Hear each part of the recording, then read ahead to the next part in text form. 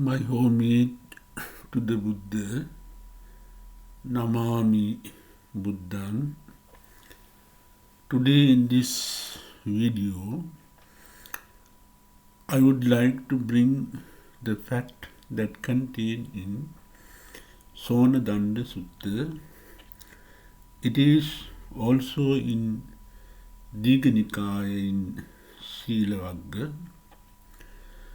Sonadandasutta was preached by the Buddha when he was delivering Dhamma with his 500 disciples in Anga province. There was a city called Champa. In the city called Champa, there was a pond named Gargara. The Buddha was preaching his Dhamma at that Gargara pond complex. Buddha preached this sutta to Sonadanda Brahmin.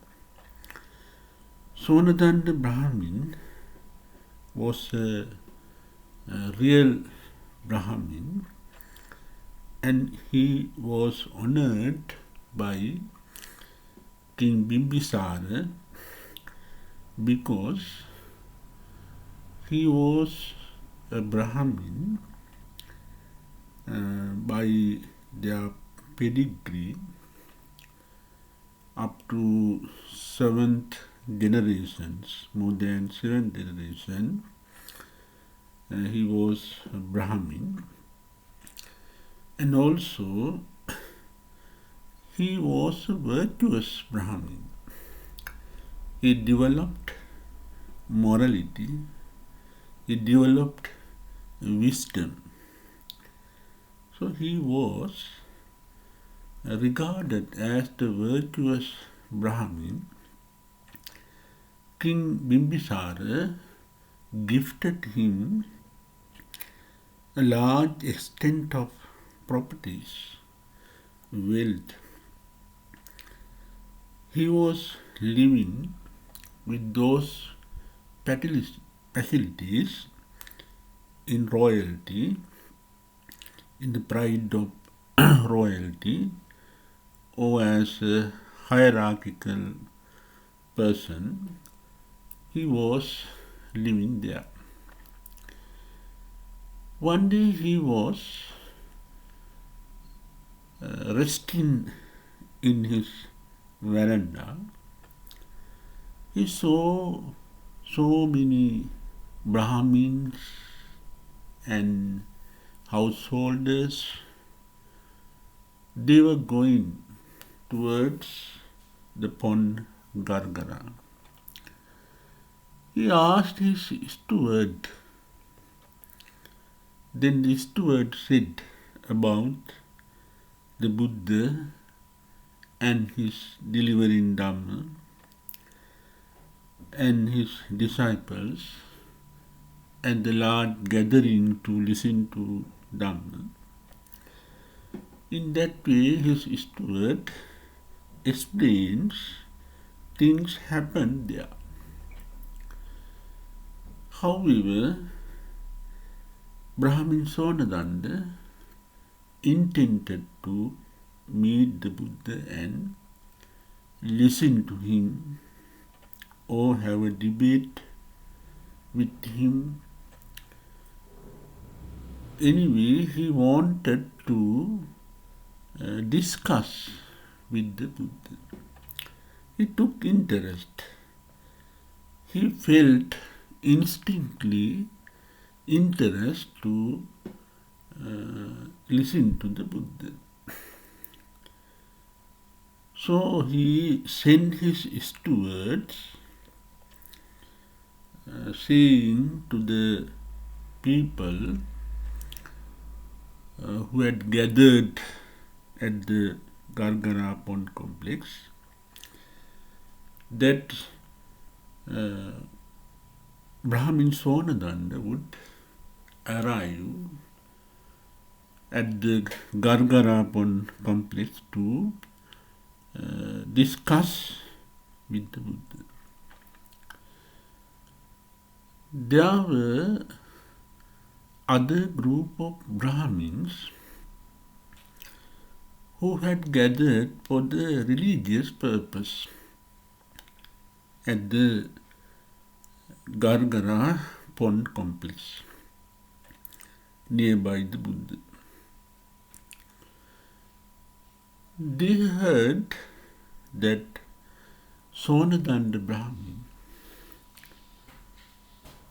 intended to meet the Buddha and to discuss with him. Those Brahmins knew very well about Brahmin Sonadanda. He was virtuous. He take interest in Buddha's way of life. So they felt if Sonadanda took the Buddha's side, if Sonadanda took in favor of the Buddha's talking, it is not good for their dignity as Brahmins. As Brahmins, they wanted to keep their authority in the society, their dignity in the society. So they did not like that Sonadanda would visit the Buddha. So this group of Brahmins came to meet Brahmin Sonadanda and told him, you should not visit the Buddha. Buddha should visit you. It is reasonable because you are Brahmins, Buddha is Kshatriyan, and they presented various reasons that Brahmin Sonadanda was superior than the Buddha. But Brahmin Sonadanda did not agree with them. Sonadanda presented his views that he must visit Buddha. Then ultimately, all the Brahmins, they agreed to meet the Buddha with Brahmin Sonadanda. They thought that Brahmin Sonadanda would defeat the Buddha in the debate. That's how they thought. But when Brahmin Sonadanda was reaching to the Buddha, he felt inferiority in his mind. He felt hesitation, suspensions. He was suffering from mental stress. What was his mental stress? If the Buddha asked a question from him, if his answer was not powerful, if his answer was not strength, if his answer was weak, the other Brahmins would think that he would be ignorant. They would disgrace him.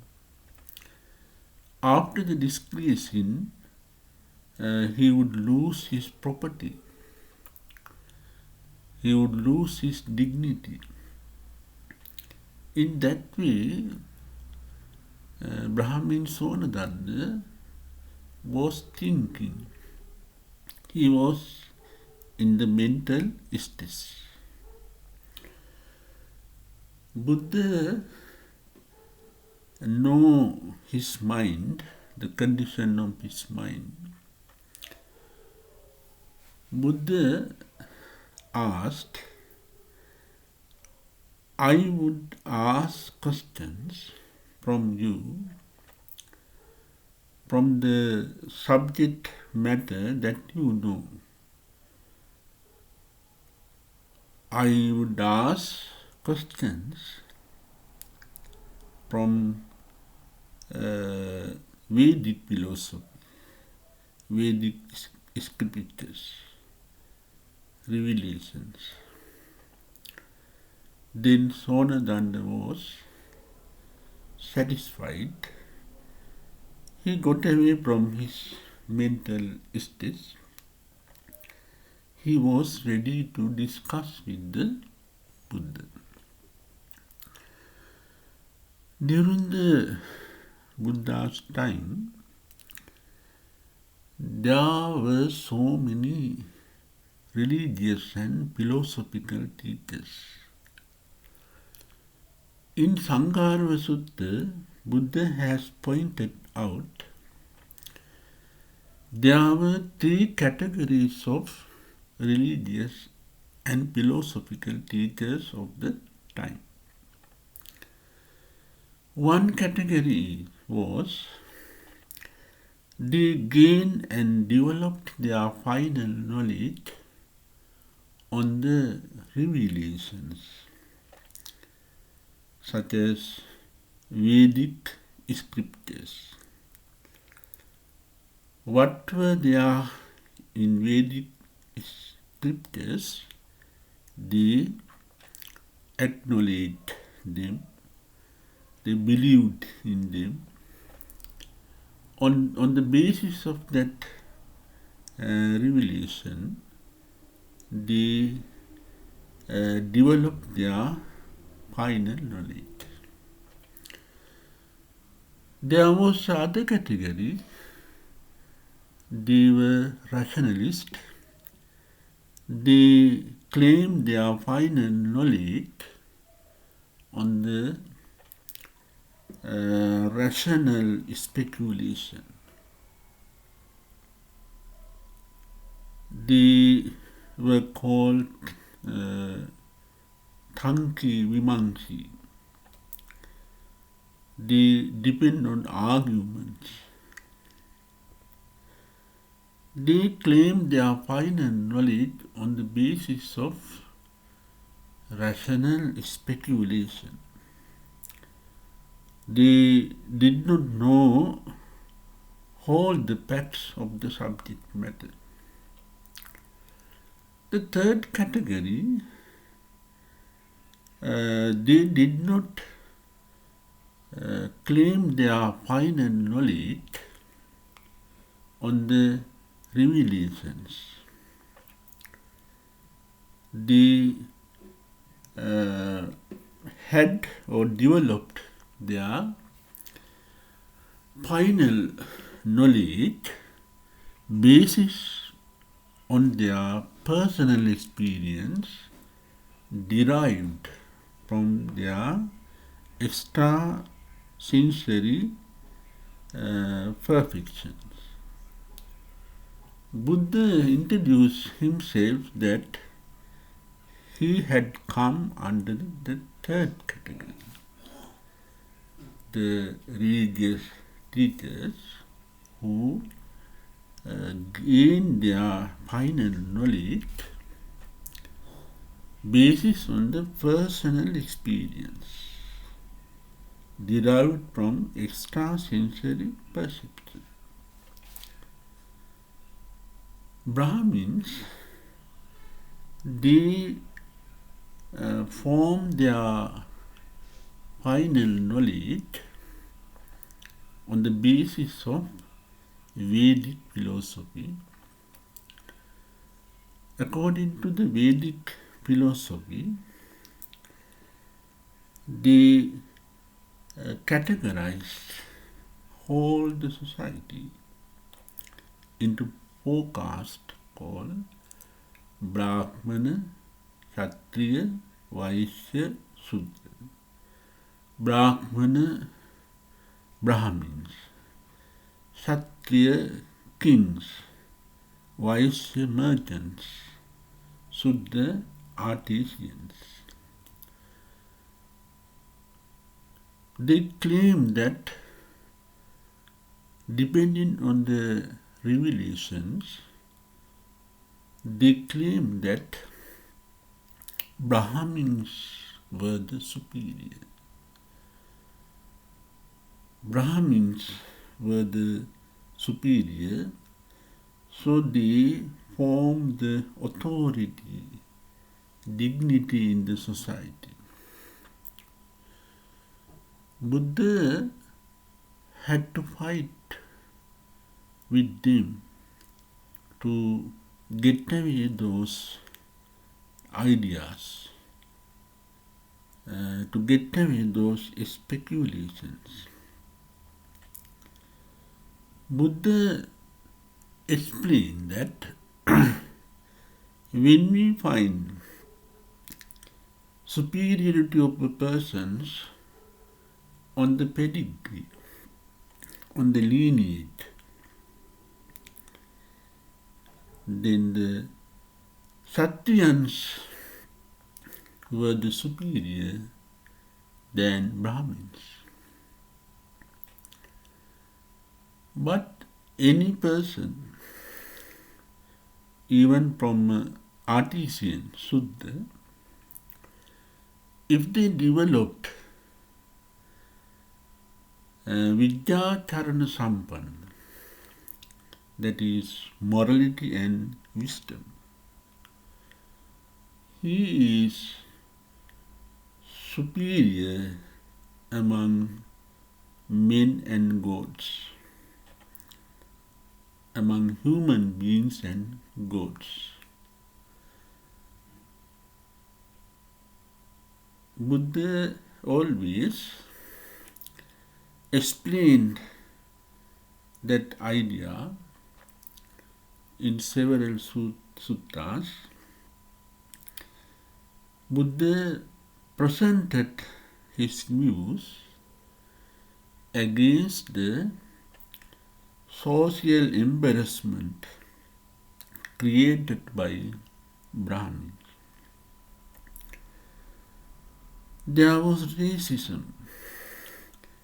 There was racial prejudice in the society because of the teaching of the Vedic philosophy. Artisans, they were suppressed. They did not have freedom to study, to collect money, or to practice religion. They were under suppression. There was racism in the society. Buddha explained racism is the thing that create violence, terrorism in the society. It is just like mental disorder. There was an English writer called William Faulkner. He wrote a short story named Dry September. In Dry September, he showed that the valueless of racism, racial prejudice, he has explained well. So in this Sonadandasutta also, Buddha explains the valueless of no need of racism to the society. Superiority of the person does not depend on his pedigree. It depends on his behavior. It is called vidya tarana sampanna. If the person developed his wisdom in vipassana meditations, if the person developed his morality in samatha bhavana, if the person developed his contemplation in samatha bhavana, he is the most superior person among gods and human beings. In Sonadandasutta, Buddha has explained about the superiority of the person by developing his morality and wisdom. In Sonadandasutta, there is a debate between Buddha and Sonadanda. Buddha asked Sonadanda, what are the 5 conditions to be a real Brahmin, true Brahmin, righteous Brahmin? Then Sonadanda replied, there were 5 conditions. What are those 5 conditions? One is the color of the skin of the person. Color of the skin of the person. And knowledge of Vedic philosophy. Knowledge of Vedic philosophy. And his race pedigree. Then his morality and wisdom. Then Buddha asked, if one of those 5 conditions misses one, can he be the Brahmin? Brahmin Sonadanda says, yes. If the person misses the color of his skin,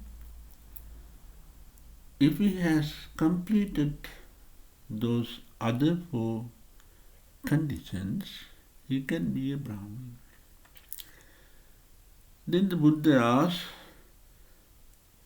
if the person loses first and second conditions and third conditions,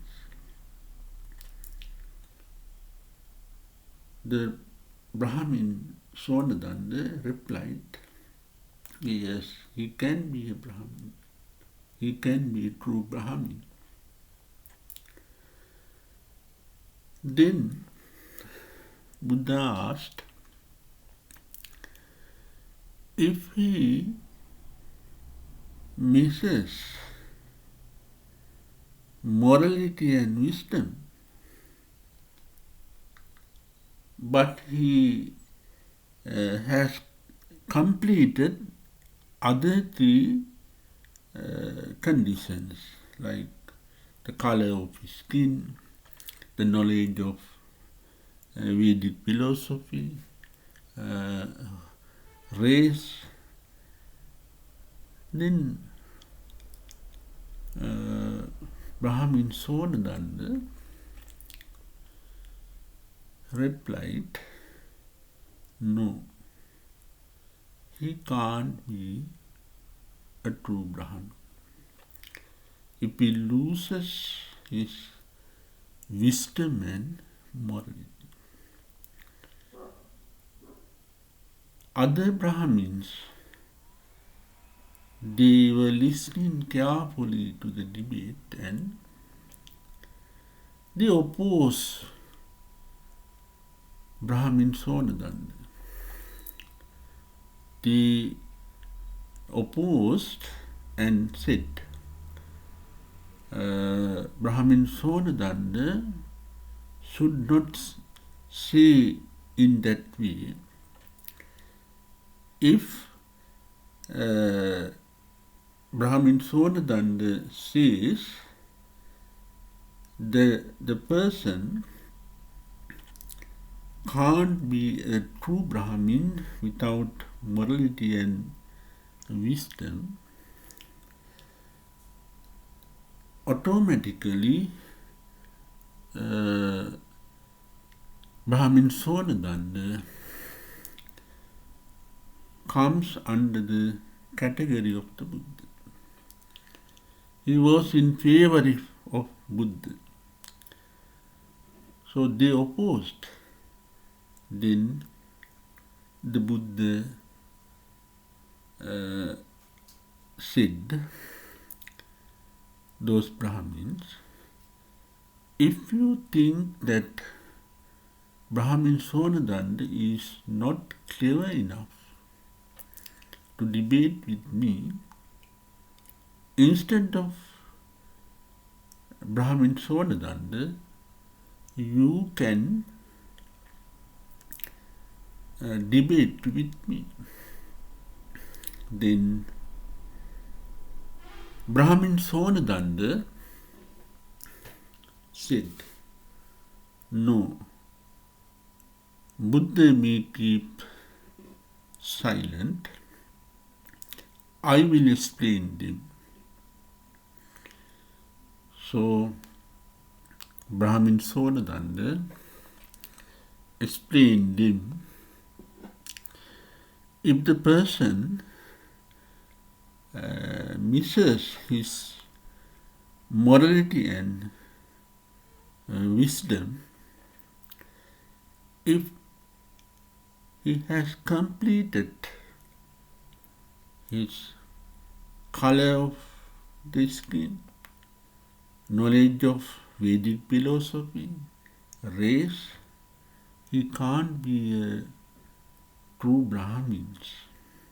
He explained. Ultimately, Buddha asked Sonadanda, can you explain what is morality and what is wisdom? Then